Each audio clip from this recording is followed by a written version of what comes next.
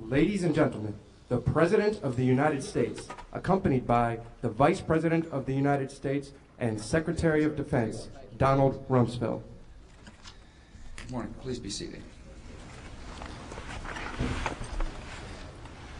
The security of the American people is the first commitment of the American government.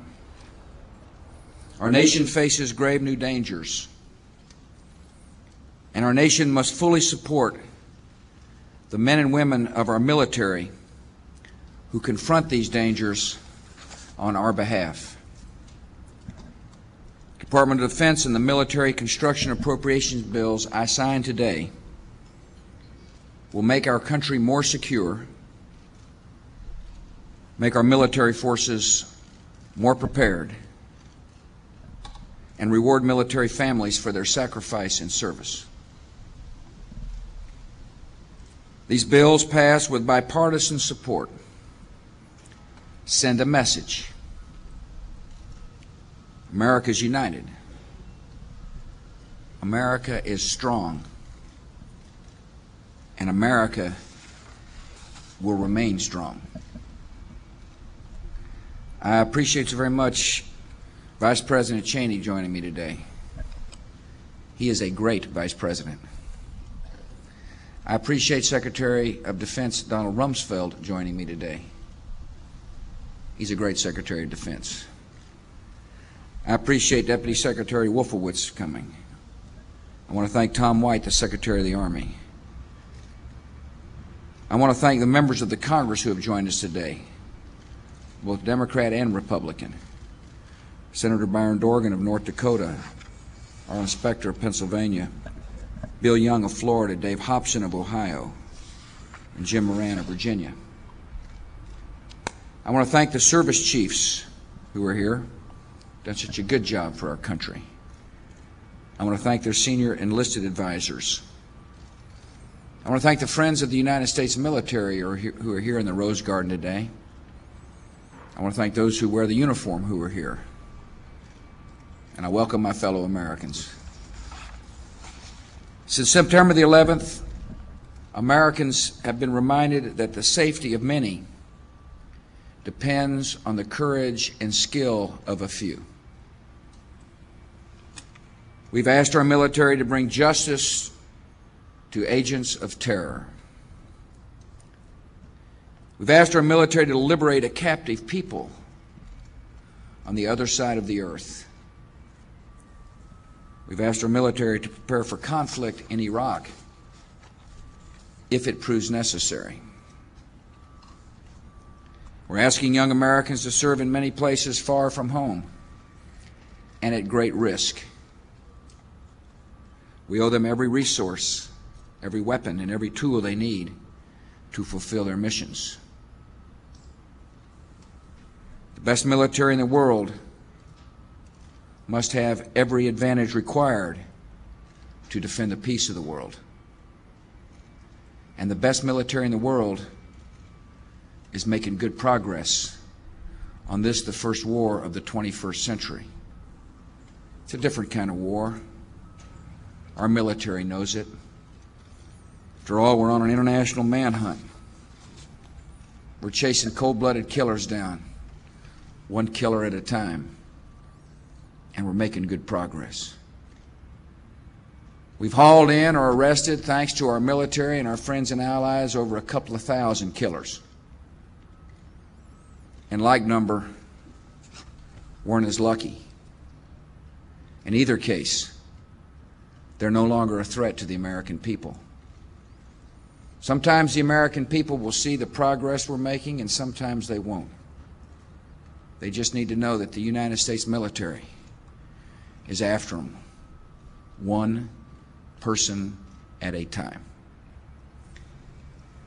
The bill I signed today also sends a clear signal to friend and foe alike that it doesn't matter how long it takes to defend our freedom, the United States of America will stay the course. There is no timetable in the Oval Office here behind me that says at a certain period of time we no longer care deeply about our freedoms and therefore we're going to quit. There's no such timetable. The bill today says America is determined and resolute to not only defend our freedom, but defend freedom around the world. That we're determined and resolute to answer the call to history, and that we will defeat terror.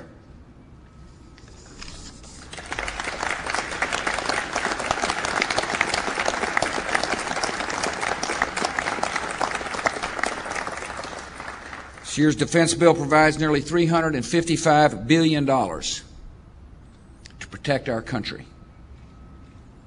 More than $37 billion increase from fiscal year 2002, for fiscal year 2002. We're matching increased funding with clear priorities. First, this legislation takes care of our men and women in uniform and their families. We provide the money for a pay increase of 4.1% for service members. Provide for additional full-time support personnel for the National Guard and reserves. Continue to reduce the out-of-pocket costs for housing for our service members and their families. Military construction appropriations bills adds $10.5 billion for building and upgrading military installations and for military family housing, taking care of our people. We want the people who wear the uniform to know America appreciates their service. Secondly, this year's defense bill will ensure that our military is ready and well equipped. We increased funds for operations and maintenance by more than $5 billion. Provide nearly $72 billion for weapon procurement, an $11 billion increase. Today's American forces are ready and able to deploy to any point in the globe to defeat any foe. And we're going to keep it that way. Third, this legislation begins developing the next generations of weaponry that will win battles in the future. We invest almost $58 billion in research and development. At the same time, the bill ends some weapon systems that aren't going to meet the needs of the future. And that's an important contribution to our military. To have the willingness to say this program works and this one doesn't is important. And so we entered the Crusader artillery program, a program that was designed for a different era. Instead, we will fund new systems that will enable our military to do a more effective job at defending America and our freedoms. Systems such as the unmanned aerial vehicles like the Predator and the Global Hawk that we've used so effectively in Afghanistan. We fund efforts to adopt Cold War systems like the Trident submarine to meet the new 21st century missions. We fund over $7 billion to protect America and our friends from the threat of ballistic missiles. I'm grateful that Congress completed its important work on defense and military construction appropriations bills. I want to thank them for working hard on these two important pieces of legislation. I appreciate the bipartisan spirit. There's still important work to complete. For example, Congress has yet to act on my proposal to nearly double overall funding for Homeland Defense,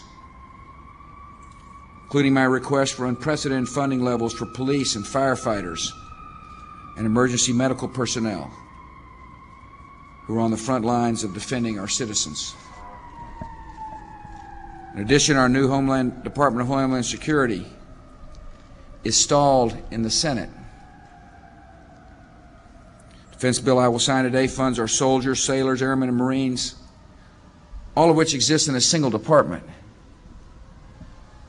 That department was created by President Harry Truman when he reorganized our nation's defense structure to meet the security threats of a new era. Today, we are once again in a new era. Yet our Homeland Security activities are spread among more than 100 different government agencies. America needs a single department of government dedicated to protecting our people and to protecting our homeland. We can't wait any longer. The threats to America are simply too great. Providing for the security of our country is a broader task than just keeping our military strong. I look forward to working with Congress on all the measures needed to build the strength and security of the greatest nation on the face of the earth. It is now my honor to sign the Department of Defense Appropriations Act and the Military Construction Appropriations Act.